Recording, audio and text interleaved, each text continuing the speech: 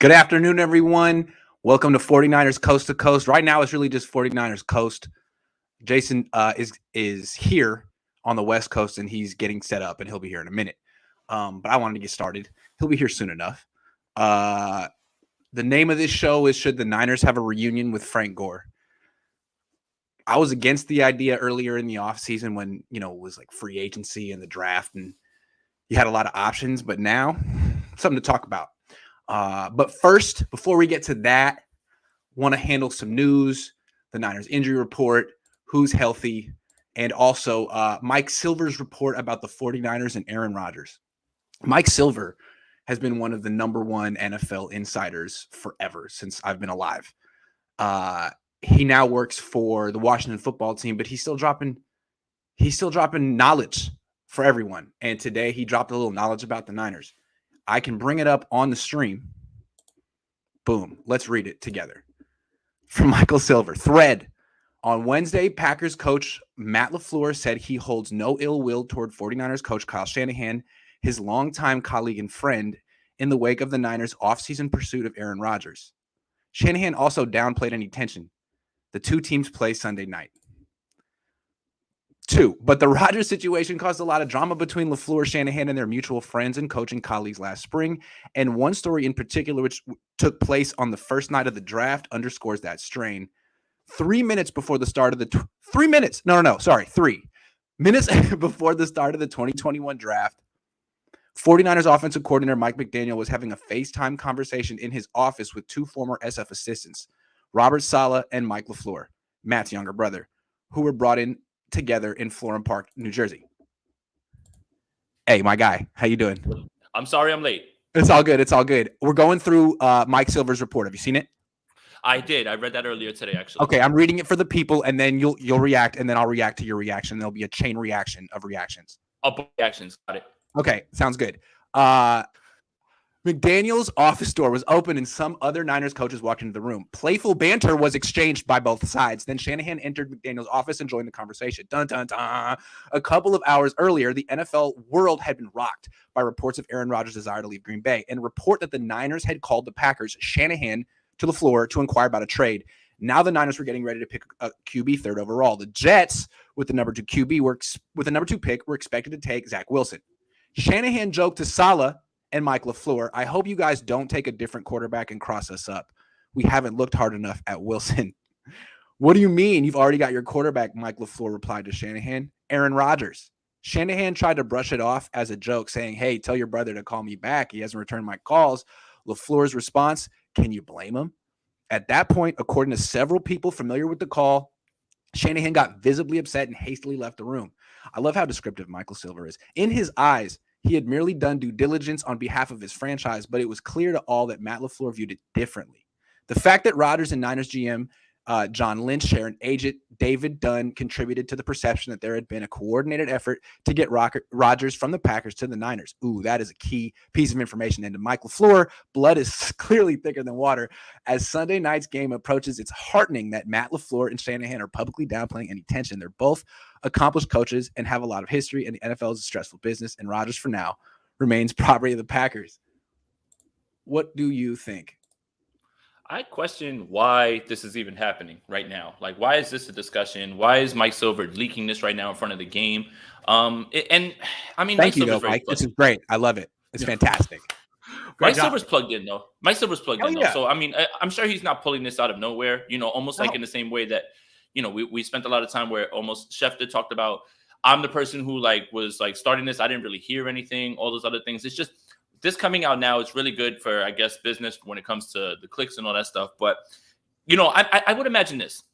I would imagine that he is a little upset at LaFleur for not answering the call, at least. Like, it's one thing to deny, right? But if you call somebody and they don't answer you and you have a expectation of what your relationship has been.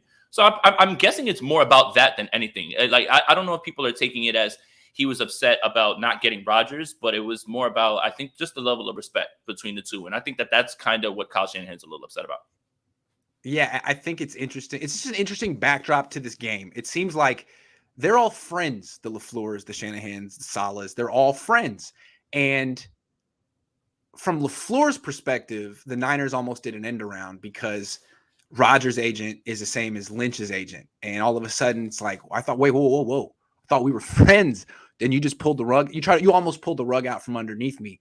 And I think what Kyle's been trying to say all week was, whoa. We didn't do that. We were just, I mean, you got a call. It's Aaron Rodgers, but we never even made an offer. Like, we're friends. It's almost like he got caught cheating. It's like, whoa. Like, honestly, we didn't even kiss. It wasn't even like it. We weren't even flirting. It's not even what you think. I mean, yeah, we exchanged a few DMs, but it's not what you think. That's what it kind of sounds familiar. Like. That kind of something to say. Yeah, I mean, it's not a big deal. It's funny palace intrigue that has leaked out to the public that I love. I live for this stuff. Right. And the other thing that I wanted to talk about that you pointed out is that how close-knit that fraternity of coaches is, right? That's why they continue to give their friends jobs and they move around. You know, when Saleh took everybody with him, and that's what they're continuing to do. Was LaFleur Saleh's best man, or was it, or were they for both? I mean, they might be for both. Yeah. That I can't remember. Can't remember. But yeah, but it does seem to, like, it's like almost a frat of, like, you know, friends putting friends on and continuing to build all that. So pretty soon, you know, if this continues to grow, the whole league will be just a fraternity of Shanahan coaches that are really cool with each other if this continues. Because it's like, how many teams already have, you know, not only the system, but like all those guys, like the Jets. The Jets took everybody over there. Yeah. So it doesn't mean that, like, the Packers are going to come out with an extra chip on their shoulder or extra motivation to win. It's just interesting. They didn't get him, though. I guess having that inside track to Aaron Rodgers didn't ultimately matter. Do you think this is over with, though? No. I mean, as long as Aaron Rodgers is, I mean, I know that Trey Lance is here, but as long as Aaron Rodgers has 1 year left, this is his last dance with them. This is just going to continue to get talked about where he's going to go, what's the possibilities. And like I said, I think this entire offseason with the draft, everything, all this stuff, this is going to be talked about for so long because it's such an interesting process when we find out exactly how all this happened. Like, you literally. So the other thing that I took away from this was, I hope you guys take Zach Wilson because we haven't watched him at all. Which I don't know why I'm taking it this way, but I will. I really think that it was closer to Mac Jones than people think or don't want to believe. Right? Yeah. Like, I don't know if it was Lance the entire time, but it certainly didn't seem like it was ever anybody else or they never really had another third candidate. As much as I wanted it to be Justin Fields, but never really seemed like that. I always felt like it was going to be Mac or Lance. Well, my final takeaway from this Aaron Rodgers news is that it got a lot closer than people realize. Like, it got so close that a friendship may have been harmed. And it's not over because it seems to me that this is where Aaron Rodgers would like to play if he had a choice.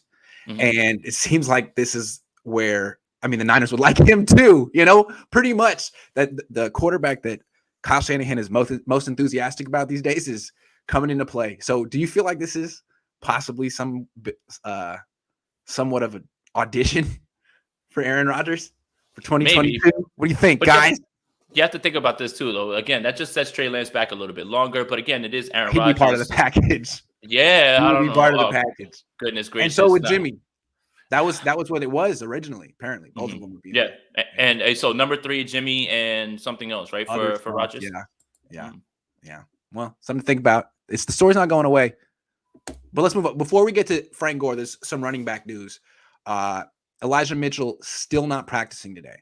Yep. And then tomorrow's the walkthrough. So usually, if a guy can't even be limited, which means stretch, go through the non-contact drills, the warm-ups, it's not looking good unless the guy's a perennial All-Pro.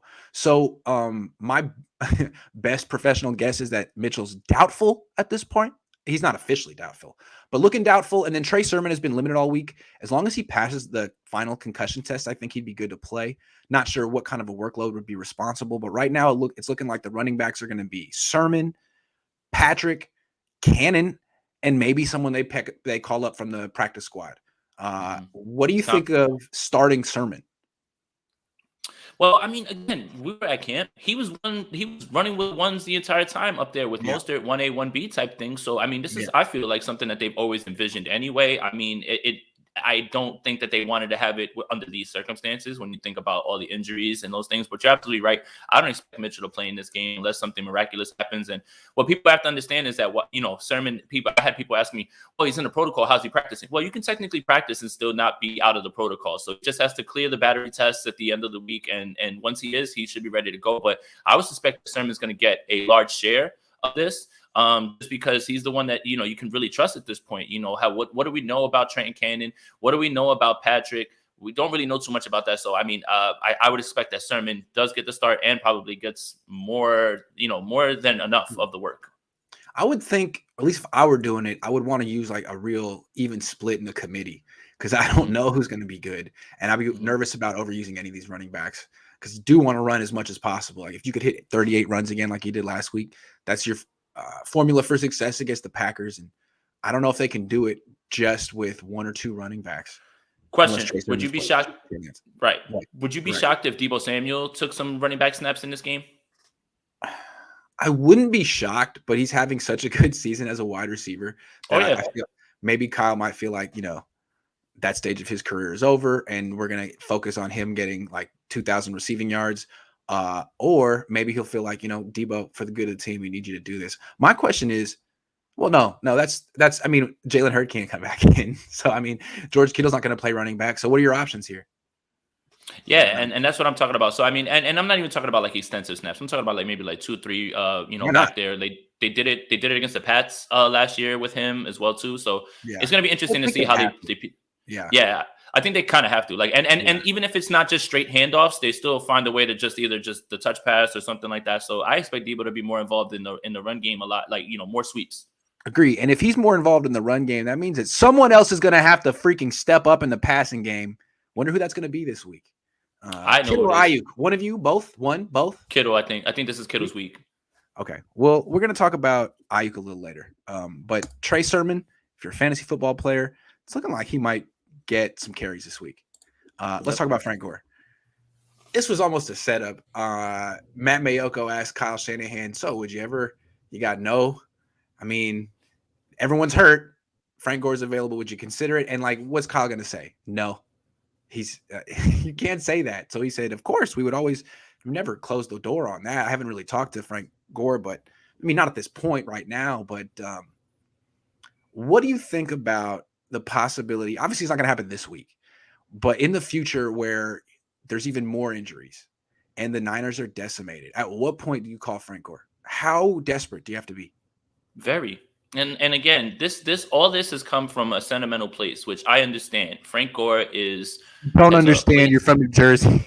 I don't understand, right? I don't know the vibes, right? Being from Jersey, but no, you're a fan. I'm not. No, I'm just kidding. No, I know how the 49er fans love Frank Gore, and I know that there's a place in his heart. But come on, right now, you can still find guys who are on the free agency pile who have less tread on the tire. If you're doing this is purely for sentimental value, I'll tell you this: if it's Frank Gore coming in and they expect something from it, it's got to be on a last ride tour and just they're out of it. I think I would say it's something like that. So I wouldn't suspect it. I understand why 49er fans want it, but I think even the staunchest Frank Gore supporter fan would say that there's probably some other options out there and that this would be purely on the basis of sentimentals. And it's not even really I know that people say, oh, well, he's not really a scheme fit. That's not exactly true because they can still run traps and get him going. I know that the outside zone is prevalent and they want speed. But at the same time, I just think that it would be more sentimental than anything. And it less to do with the X's and O's than people think. I say do it. Do it. Of course you want to do it. I say do it. Look, I was totally against this idea when people started floating it. I think Gore got asked the question during free agency, and he was like, yeah, why not? I was like, no, come on. But now when everyone's hurt and your options are Jaquez Patrick or Trent Cannon, why not? I mean, just for the sake of if we got to watch a running back average 3 yards a carry, it might as well be Frank Gore, baby. I mean, just for the drama of hey, everyone's hurt, but 38-year-old Frank Gore got the call, stayed ready, threw on the chin strap, and rushed for 40 yards. I think it would be cool. I mean, yeah, just for the novelty of it. I mean, if you're down to people that you've never heard of anyway, I mean, he did play last year. He probably would make it through the game healthy. That's something. He might score a touchdown if he's at the 1. So I think, why not? I think that they, again, I really like them bringing in Duke Johnson and somebody else for a workout. I was just a little shocked that they didn't sign him. I Oh my know. goodness, I Grant, know. you just want to promote the drama. That's why we're doing this. I don't know what it is. I feel like it's the Niners. It's the Niners their like personnel department wanted to show that they can find diamonds in the rough, and they're good at it. Maybe Jaquez Patrick just comes in and runs for 120 on Sunday. Or Trenton Cannon. Cannon. Step back. Yeah. So yeah, I say sign Frank Gore. I'm putting the pressure on the organization. Bring back Frank for 2012. A real 49er would want to sign Frank Gore. John. Official Music 88 says bring back Frank for 2012. That's what I was thinking earlier. Like, who needs 2019 vibes when you can get 2012 vibes? Goodness gracious. You could bring back Alex Smith. He's not too old. Oh my Just goodness. Saying. All right, here we go. Last one, just for sentimentality's sake. What about Reuben Foster? He's gonna get in a workout with the Browns, and he's like 25. 26. Yeah, I don't know. I think that they feel like they've been burned by that. Remember, this organization is all about the high quality guys. They feel like they were burned on this one. I don't think that they will go back to it. What he did was something that this organization doesn't tolerate, and they've shown that they're trying to get away from those years where basically there was so many player arrests and things like that. So, I mean, probably from a football standpoint, I'm pretty sure that Reuben Foster can still play, but I'm just going to say no because I think that the 49ers operate with a different way as far as what they expect from players and their behaviors. Do it. Say it, Grant. No, I was just going to say agreed. Agreed. Next topic. Nothing more to say to that one. Okay. Sorry, Reuben. He did. All charges were dropped, though, right? I think so, but I think that it's a lot of things, right? Yeah, wasn't it? Yeah, well, that too. But didn't he have like some other things? I think it was like a DUI, stuff like that. So I mean, I just think that they're already burned by it. They just feel like, all right, that's it. We already cut ties, and you know. But I mean, I think that he can probably still play football. But again, the character concerns. Not for the 49ers. Sorry. No. Okay. More news. Seems that the Packers are down to their third string left tackle, or might be. Bakhtiari definitely out.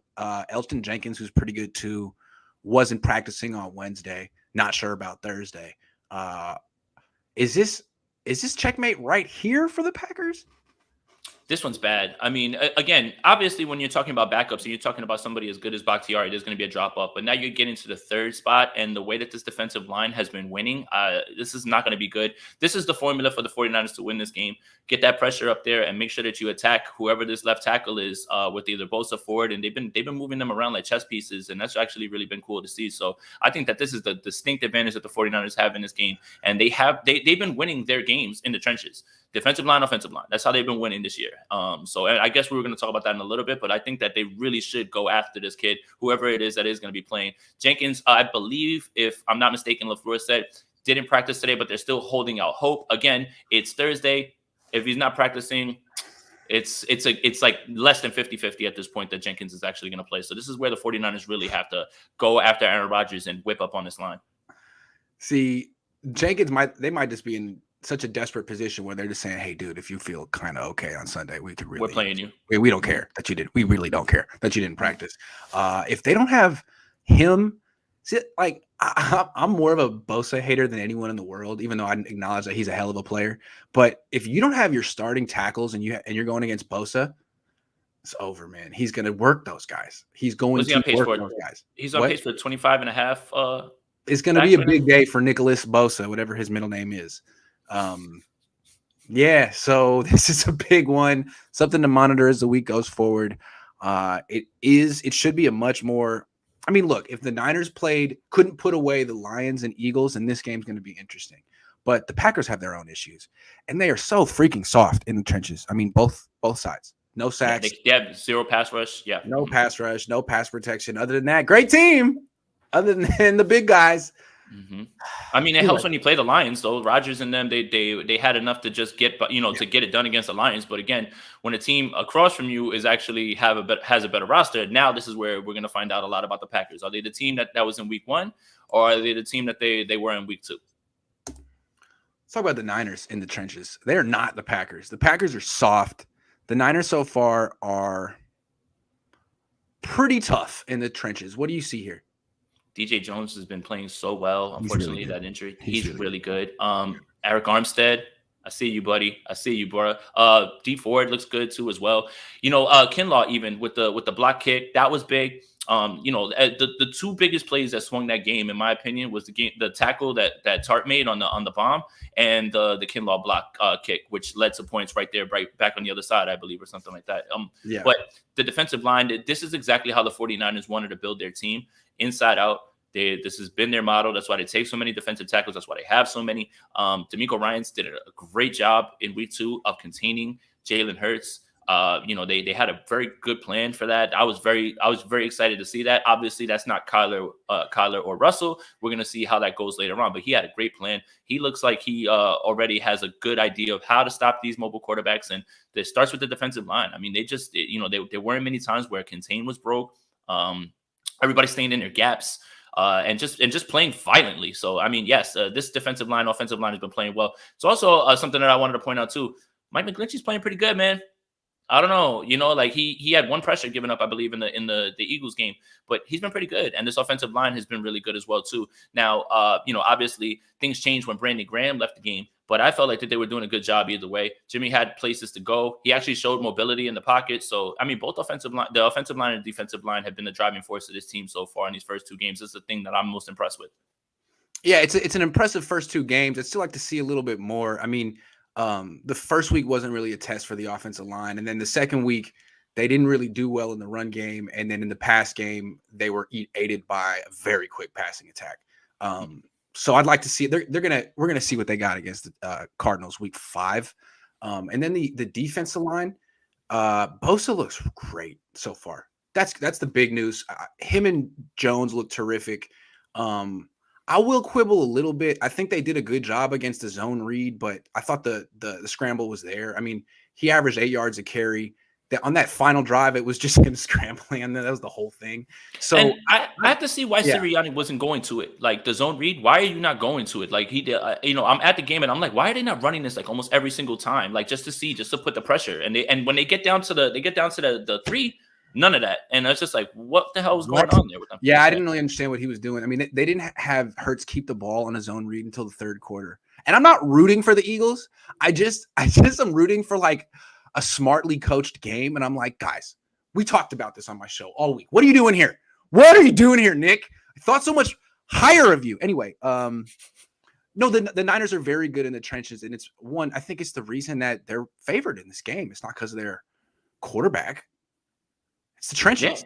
Yeah. Right. And that's the thing is the Packers are soft in the trenches. Yeah, they just are. And they have a propensity for the 49ers have showed it. And it happened in week 1 that when things start to go bad, they don't respond right back. They kind of take their ball and go home.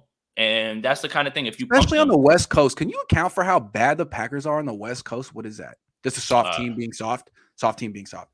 And it's like when the things start to go bad, it's like everybody on that team is just like, all right, that's it. We're done here. Like they don't bounce back. And the 49ers go back to Green Bay now, please. Sorry. Let's just get this done and let's go. Like, let's get out of here and go home. That's it. Yeah, this is embarrassing. I don't want to be here anymore. All right. Right, exactly. Let's switch it up a little bit. So 2 games, you act like you know a team, but really you don't. And there's some big conclusions we have or some things that we may think we see or we don't. Let's look at it this way. What is the biggest mirage on the 49ers right now? Something that we think is apparent that really probably isn't there. That Brandon Aiyuk all of a sudden can't play football anymore. Okay. I mean, look, like that. I'm with you on that too. He's still open, right? Like the first throw that was missed, Jimmy just threw it with a guy with a huge catch radius. He overthrew him by a ton. And then on the second one, he made a really tough catch on a tough 3rd down, I believe. Yeah, so that's what I mean. I have a hard time believing that Brandon Aiyuk just stopped learning how to play football or didn't progress so well. He's not regressing in any way, I don't think. I think the hamstring has a little bit to do with it. But I expect that Brandon Aiyuk's going to bounce back eventually. This is in no way a Dante Pettis type of thing. The only way that this thing goes left is if there really is some sort of doghouse and college is just making it happen. And he's just like, man, I don't care. But I mean, his snaps have been going up. And I'm not taking that jacket. I was going to ask you. I kind of liked it. Thanks, Levi's. But yeah, so I mean, I just think that Brandon Aiyuk is too good at football. Like I sent out a tweet. You can't fake what Brandon Aiyuk did last year. You just can't. And the reason that I say that is the routes where he's winning and against who? Tre'Davious White, corners that are good in this league, cooking them. You don't lose that. So how much of that has to do with the injury? How much of that has to do with whatever, because we know that Trent Sherfield was balling out in camp. We get all that. But I have a hard time believing that Brandon Aiyuk's not going to figure this out really soon. Might even be this week, especially when you're talking about what they're going to need to do with Deebo Samuel in the run game because they're so short on running backs. I totally agree with you. That's a total mirage. 1 catch, 6 yards for the first 2 games. He's still a good player, and I didn't get to watch the coach's film of week 1, but I got it for week 2, and I can see that he's running routes on the outside and winning, and the ball's not getting there because, I mean, frankly, Jimmy shouldn't be throwing deep comebacks and stop routes on the outside. He doesn't have the velocity. I mean, if he wants to throw pick sixes and get benched, he should do that. Trey Lance can throw that, but Jimmy shouldn't, and that's what Lance is running right now. I mean, I think it's really on Kyle Shanahan to get him the ball in other ways, and we're going to talk about that later. But yeah, manufacture them touches. Yeah, he's still good. Manufacture those touches for him. Mm-hmm. I got another one, and it's a little more negative, so I'm glad you went with this one because I agree with you. That's a good positive one to go with. After watching the film of Game 2, I sort of feel like the overwhelming optimism about the Niners secondary might be a little bit of a mirage. Now, they did a good job, but there were deep shots. The reason that Jalen Hurts was taking those shots is they were open. He was just holding onto the ball too long, and his arm isn't that good. So, like the one where Jaquiski Tartt broke it up at the goal line, that should have been a touchdown if, someone like Aaron Rodgers had thrown the ball. You know what I mean? And then the fact that Lenore pushed Rieger out of bounds, that was a close play. That's a game of inches right there. And then as Richard Hightower pointed out, if Wisnowski hadn't pinned the Eagles at the 3, that long throw to Kes Watkins probably would have been a touchdown if they'd been at like the 10 or the 15.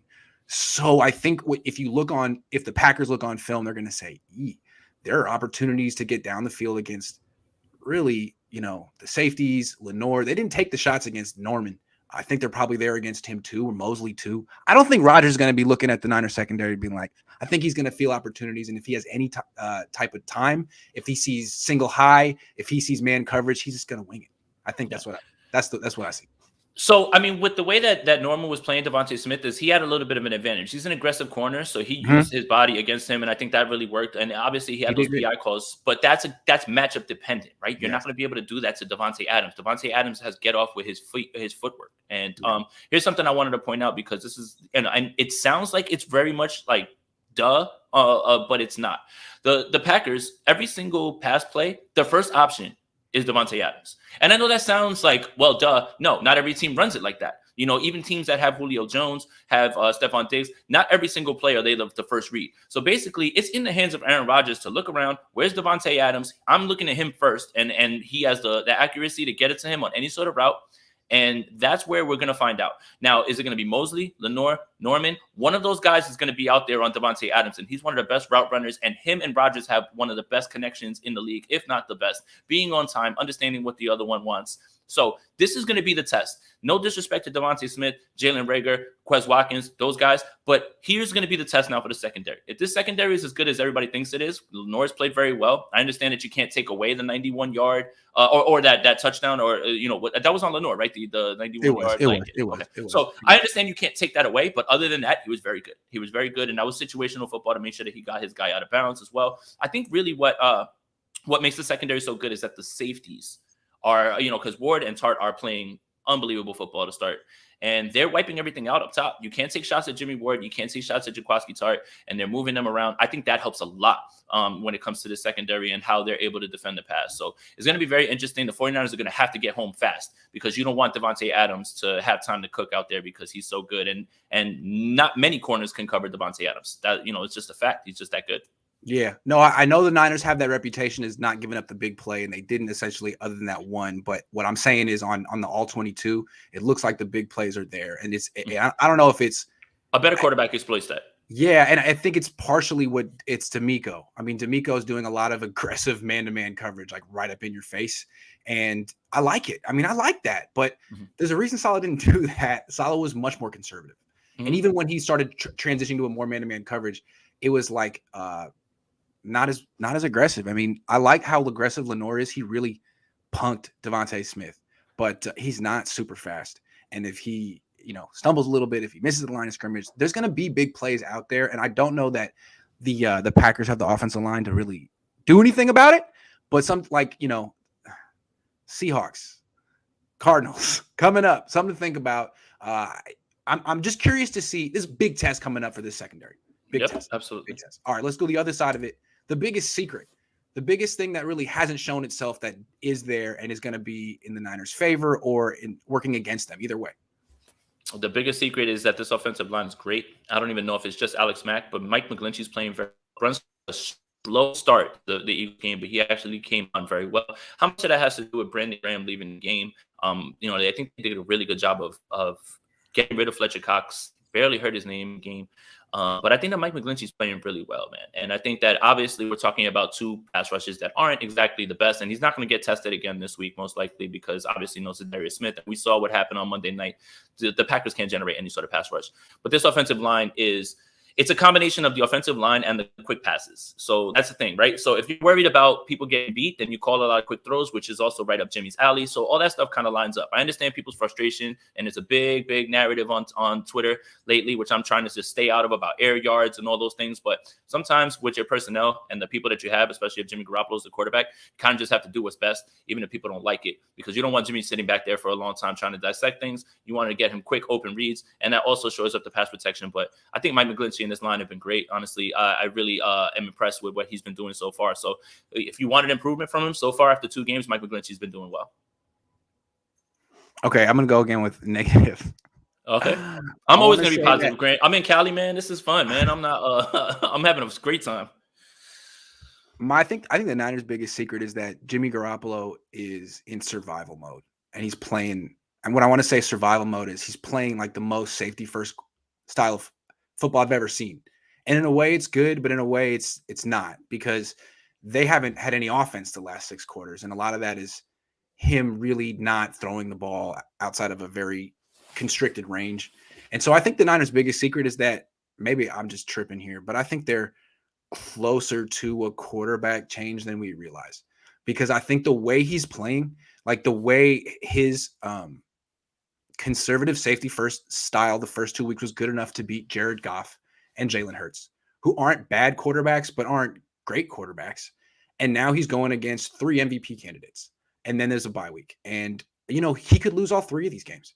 I'm not saying he will, but he certainly could. And if they do lose these 3 games, it's probably going to be because they didn't have enough offense. So if he doesn't start getting the ball down the field, if he doesn't start expanding his shot chart, they're going to have to go to Trey Lance, or else they're going to lose games. I think that's the Niners' biggest secret. They're 2-0 and everything looks great, but it's not as hunky-dory as their record looks. Right, and you're absolutely right. We knew that this year Jimmy Garoppolo was going to be playing for his football life, meaning being a starting quarterback in this league, which, again, we said has value. Doesn't matter where you are on 1 through 32. You're still one of the quarterbacks that start in this league. And that's something that's very valuable, not only for his money, but his reputation as well, too. And yes, I think that this offense isn't sustainable, especially when you get into games. It's not sustainable. Yeah.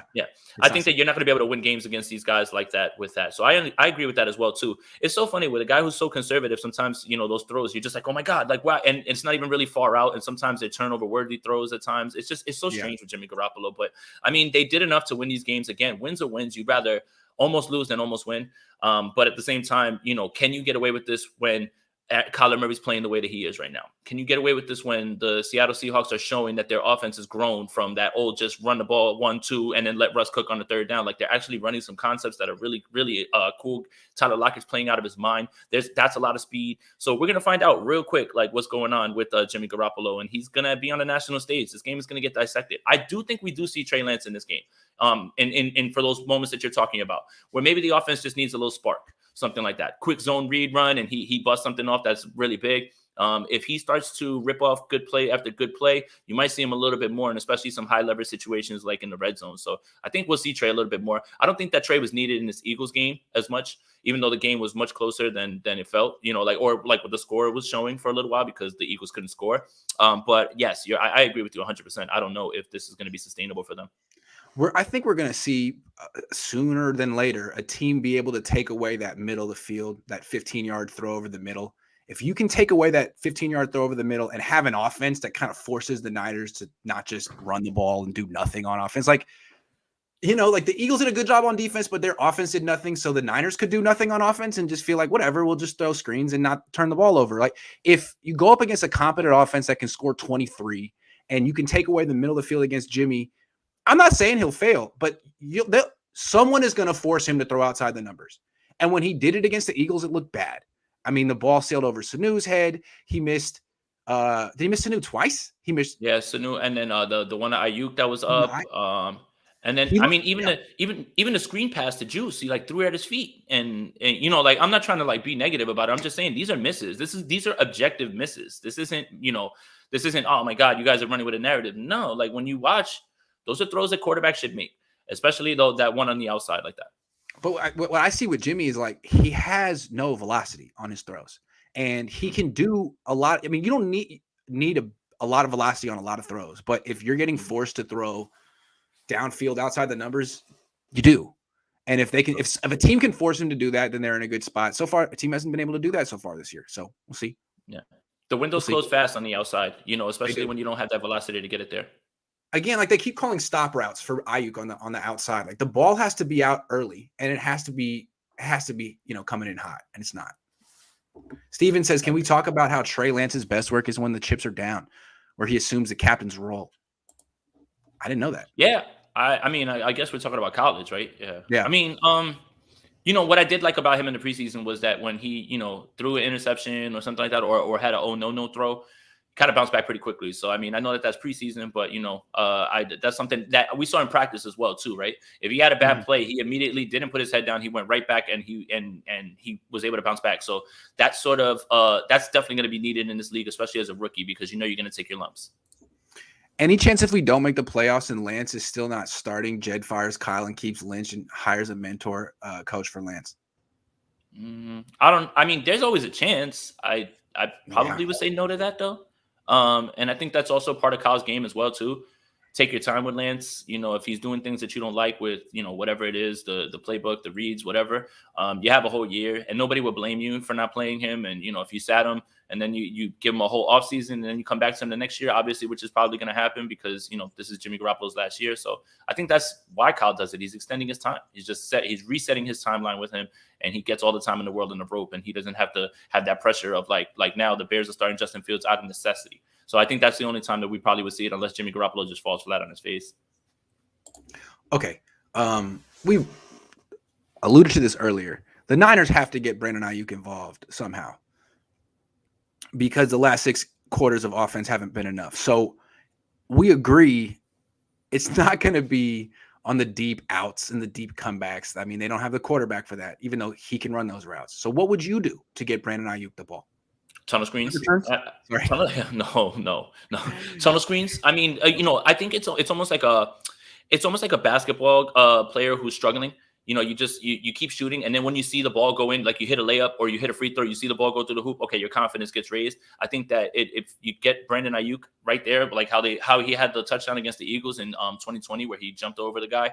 That was a tunnel screen. Like why can't we get those going the same way that you do that with Debo? But I think it's because Debo's played so well that those go to him. But if you want to get Aiyuk involved, this opens up so much more for Debo, for Kittle, if Aiyuk is a part of the game plan, because it almost seems like defenses are not letting him do whatever he wants, but they're not worried that the ball is going to go to him. Now, where he is in the progression, I don't know that on certain plays. I can't speculate to that. I don't know if he's the first read. And a lot of people shouldn't be speculating on that because unless you have the install, you probably don't know. So I think that if you just get him the ball, let him get his hands on the ball, show that you're going to involve him so he doesn't lose interest or anything like that. Not that I'm saying that he loses interest, but it's almost like, hey, I'll run my route as hard as I can. I just know the ball's not coming to me. That sort of thing. Kind of take that away. So, yeah. I have a deep route on this play? Okay. Cool. Definitely not coming to me, right? If I'm clearing out, huh? All right. See you guys in 35 seconds. Great. That's what I'm saying. Like, and that's what I mean. You don't want him to start thinking about stuff like that. You just want him to go out there and play and just get him the ball, man. It's just tunnel screens, quick touch passes, anything like that. Once you start to get him going and get him involved, then it unlocks so much more. And I think that he'll bounce back. They better start doing this. Yeah, I mean, I don't think Jimmy Garoppolo is all of a sudden magically going to become a good downfield thrower like Matt Ryan or Tom Brady. It's not going to be part of his thing. So you got to find way more ways to get the playmakers, the balls in their hands so they can get yards after the catch. And screens are great. That's a great place. I could do more. How about, Kyle, this is revolutionary. Think about it. A shallow cross. What do you think?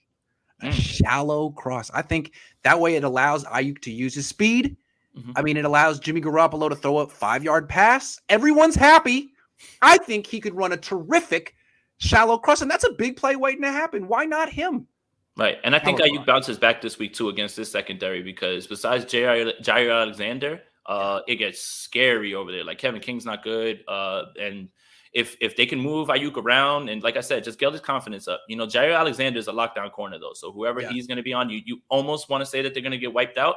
But if Aiyuk gets his shot against Kevin King, and you said it, the cross is right up Jimmy Garoppolo's alley. But again, just get him involved, let him get his hands on the ball, and I think that'll help. It'll start to take care of itself. I think this is the week that we see him bounce back.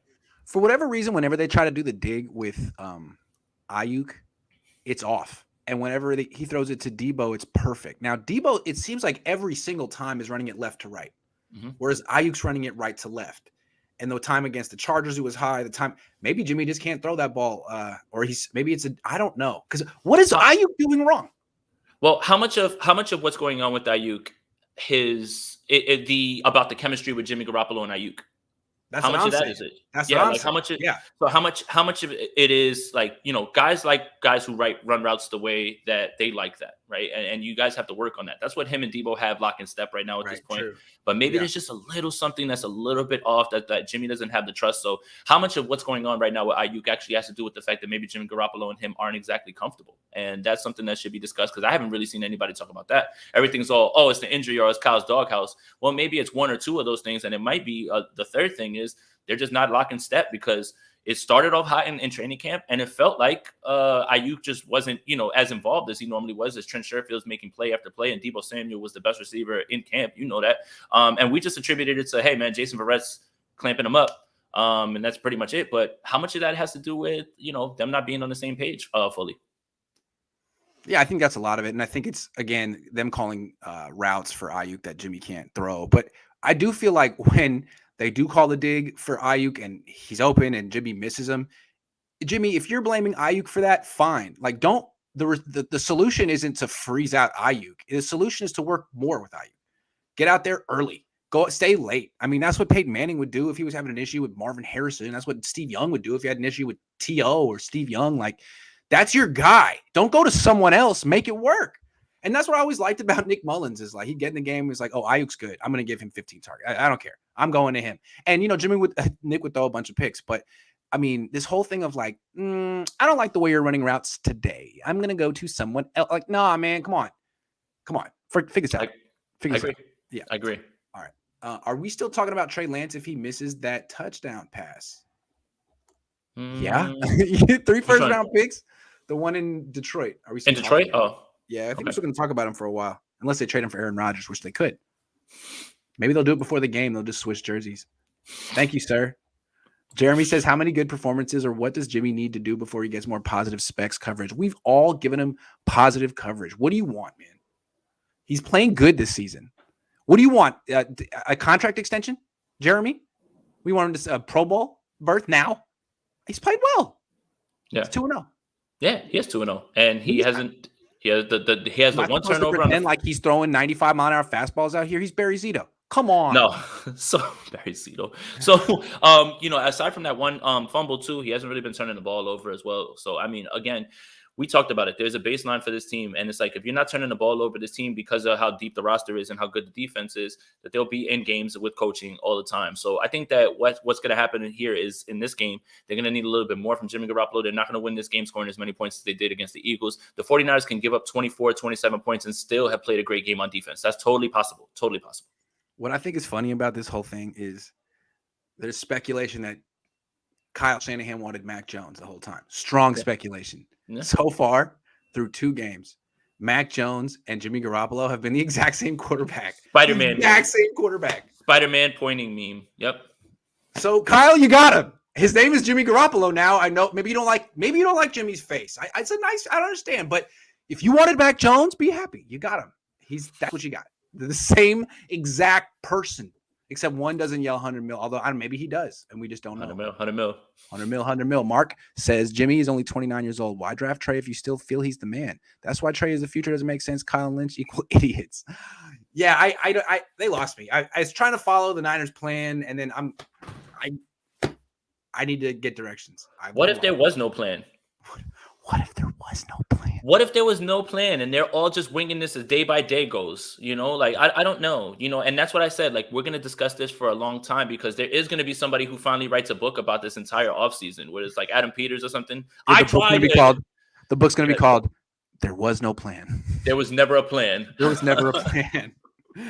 Yeah. Okay. All right. Last topic. Let's talk about Jimmy Garoppolo. Has Jimmy Garoppolo raised his trade value with these two good starts? No. Why not? But he's 2-0. That he's doing the same things that he did in 2019. And if people don't want that version of him before the season, then why continue to get that version and think that you're going to get what you get? Like, I know Kyle wants to get a second-round pick. I just don't see how that happens. And because he's handsome. I mean, I get it. I mean, he's a beautiful-looking man. I get it. 100%. He never complains. Oh, everyone likes him. He's the most popular person in the locker room. I mean, there's teams out there that would do it for the optics of bringing fans to, maybe, like to the stadium, because there is a large portion of people who believe that Jimmy Garoppolo is a top 15 quarterback or top 12. And that might be true. Yeah. I mean, he does look like one. He looks like a top 2 quarterback, honestly, man, if you talk about face. But yeah, I don't think that he's done anything to necessarily raise his value, but I don't think he's done anything to diminish it in any way either. I think that Jimmy Garoppolo is who he is, and we've been talking about that. It's just that's the type of player he is, and this is all. It's never going to change. And if a trade for number 3 and a guy who is kind of here to take your job hasn't really changed the way that you play, or hasn't made you add anything to the bag, then you just are who you are at this point. So yeah, I don't think he's raised it, but he hasn't diminished it either at this point. He just has to get through the year healthy. Yeah, it's interesting. I mean, that's the thing. He has to get through the year. Being healthy for 2 games isn't going to erase the label that you're injury prone. So if he could keep this going for another year, I'm wondering if people are all excited about Mac Jones, then because some people think Mac Jones is really good. And I'm sitting there like, I got somebody who sent me a DM. And I'm like, he's like, I told you about Mac. I was like, you told me what? I was like, it's week 2. Are we taking victory laps on Mac Jones looking like the quarterback that we all thought he would be? Competent? I mean, no one ever checking down. He's very good. Nobody ever thought short passes. But I just want a little bit more from my quarterback in 2021. And Jimmy and Mac at their best don't excite me. And maybe it's just style. But that's okay.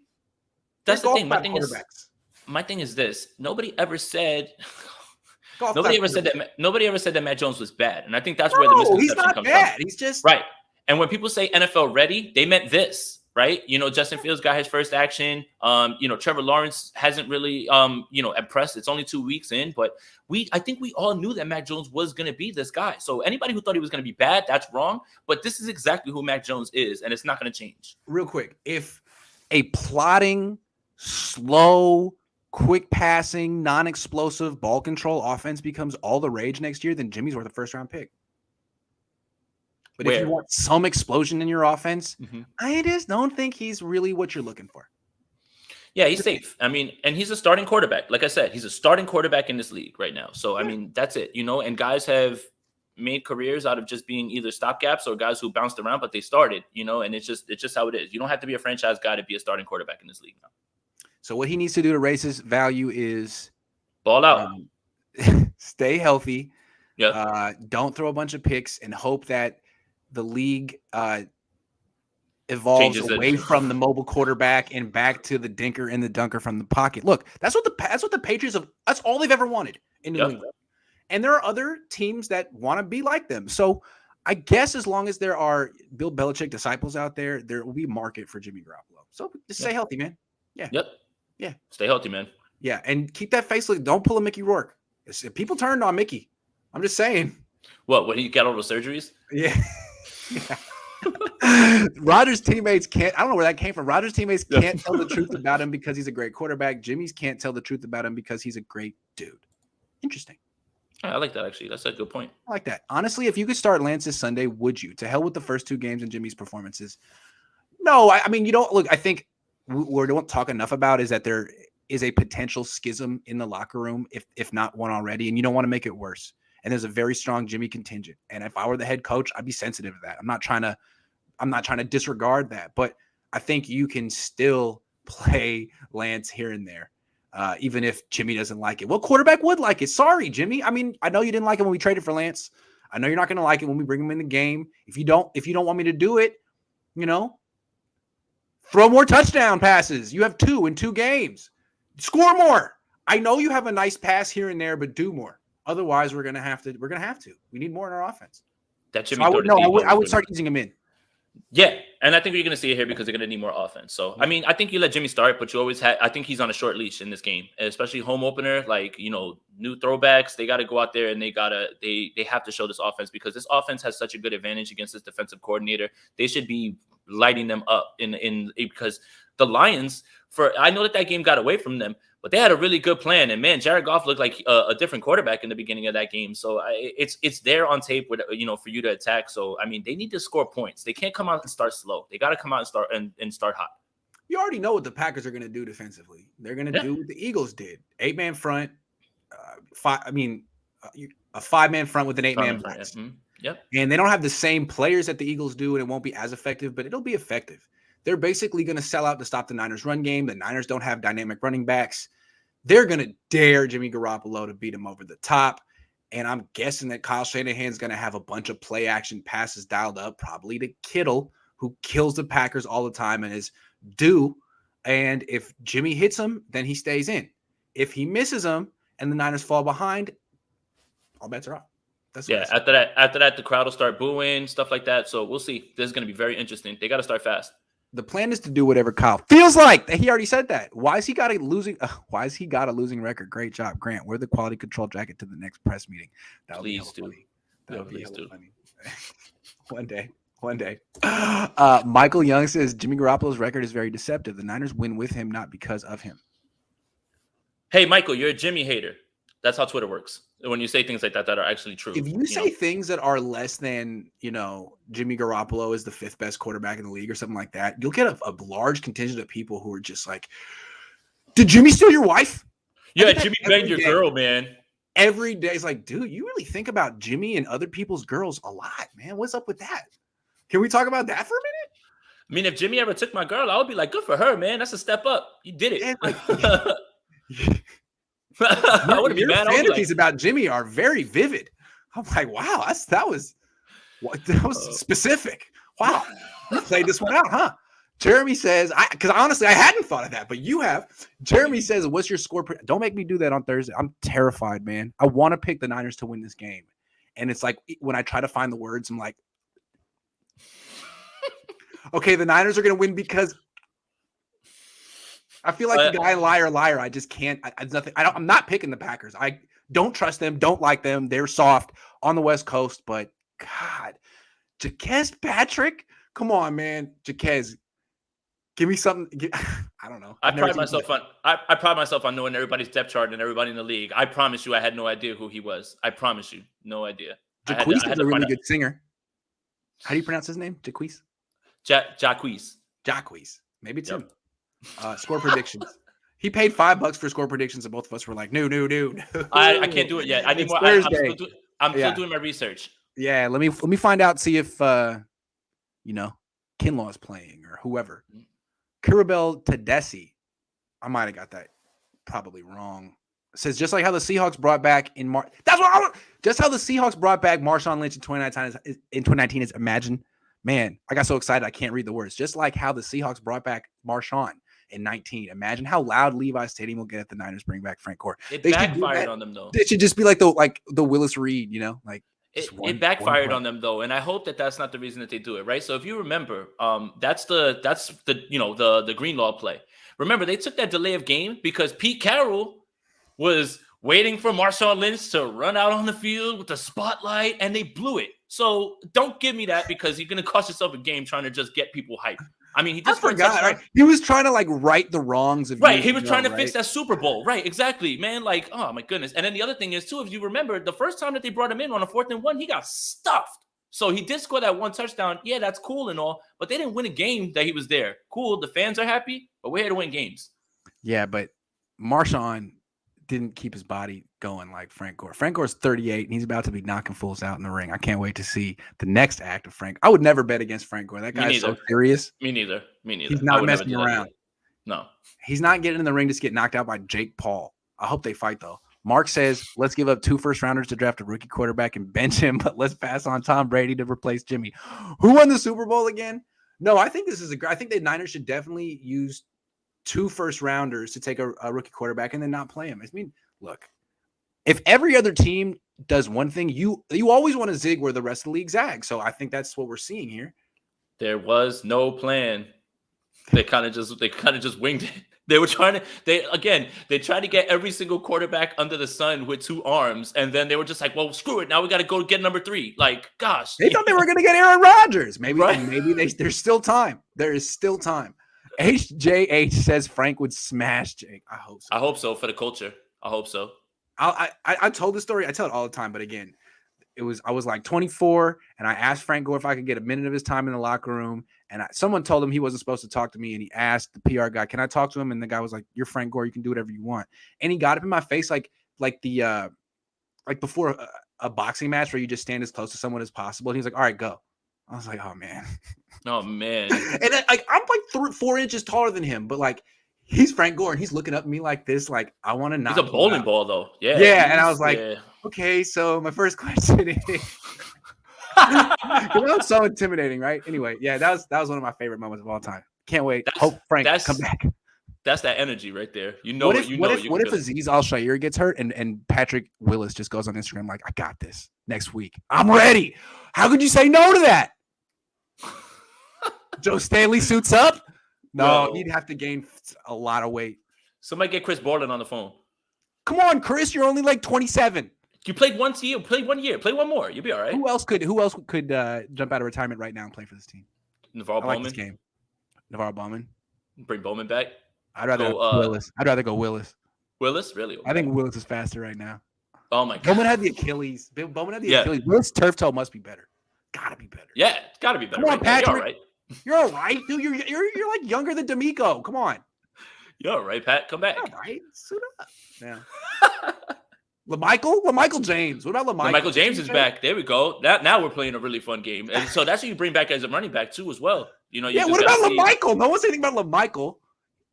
This is him and Trey Lance. Oh my god. That would be and you let Marcus Lattimore. Joe Williams. It would be oh my god. What about Joe? I think they're staying in shape though. I don't know. I'll call him up, see what he's doing. Joe, hey Joe, just in case, we're signing you to practice squad. Jason, thanks a lot, man. Thank you, buddy. I'm out here in Cali, man, having fun. Yes, sir. Yeah. I'm gonna be having fun out here, man. It's nice weather, but I gotta stay out the sun, man. Sunburn I got sunburned like crazy in Philly, man. Oh my goodness. Also, P.S. Those Philly fans, a lot of this. Nobody did nothing. No one seems to like Philly fans. No one says like, I actually kind of like them. You know, they get a bad rap. They were whining a lot in the stands. It was pretty good to see. Eric Crocker was on one at the game, man. It was he wanted to prove a point about how I'm gonna stand here and talk crazy and nobody's gonna do anything. And sure enough, about Eric, I've never asked Eric was he a Niner fan when he was in the league? Like, did he care? That's a good question. When you were playing for the Jets, like, did you sneak peeks at your phone like, oh, the Niners scored? Yes. Or is that something that like you regained after you left the league? Because I wonder how many players in the league are still fans of the teams they grew up with. That'd be kind of interesting. Because they probably won't admit it when they're in the league. No, you can't. You can't. All right, Jason, thanks a lot, man. How was your game today? We played all right, but the Niners won. Yeah, man. You see Jimmy? Oh! Thanks a lot for watching, everyone. I'll be back later. All right. See you guys.